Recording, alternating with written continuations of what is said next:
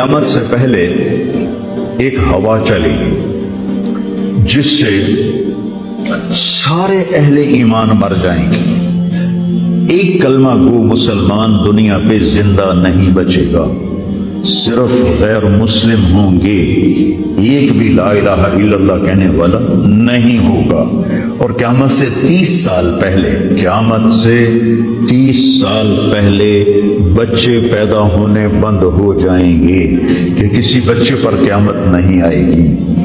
یوم تذہل کل مرضعۃ عما ارضعت، وہ ہولناکی بتانے کے لیے تشبیہ ہے، وہ یہ نہیں کہ ایسا ہو رہا ہوگا، کیونکہ بچہ تو کافر کا بھی ہو وہ معصوم ہے، مسلمان کا بھی ہو تو وہ معصوم ہے، اس لیے آپ نے کہا کہ سارے جو نابالغ مرتے ہیں وہ جس مذہب کے بھی ہیں سب جنت میں جائیں گے، چونکہ ان پر تو بھی شریعت لاگو ہی نہیں ہوئی ہے، اور سارے بچے حضرت ابراہیم علیہ السلام کے پاس چلے جاتے ہیں۔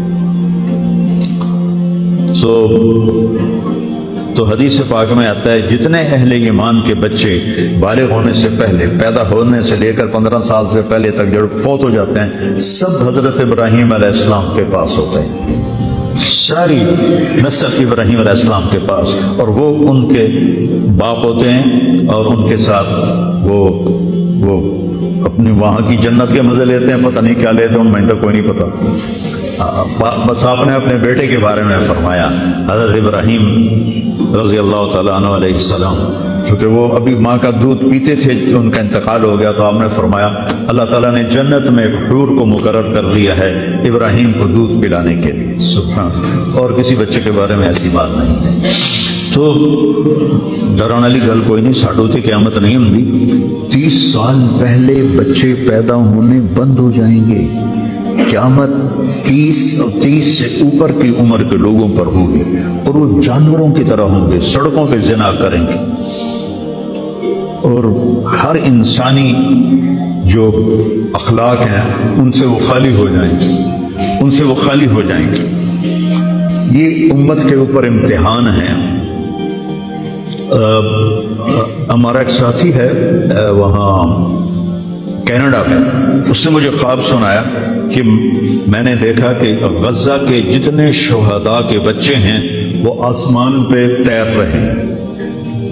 اور اللہ کے نبی ہر آنے والے کا استقبال فرما رہے ہیں۔ تو ہمیں دیکھنے میں تو بڑا ظلم نظر ہے، ظلم ہے بھی صحیح، لیکن ہماری تو موج ہے، تو سارے جنت میں گئے، جتنے بڑے شہید ہوئے وہ بھی جنتی، عورتیں شہید ہوئیں وہ بھی جنتی، مرد شہید ہوئے وہ بھی جنتی، اور بچوں کا تو میں نے کینیڈا میں ایک نوجوان خواب دیکھ رہا ہے، راونڈ کا پڑا ہوا عالم ہے، کہ میں نے خواب دیکھا کہ غزہ کے شہداء کے بچے آسمان پر تیر رہے ہیں، اور اللہ کے نبی ہر آنے والے بچے کا استقبال فرما رہے ہیں۔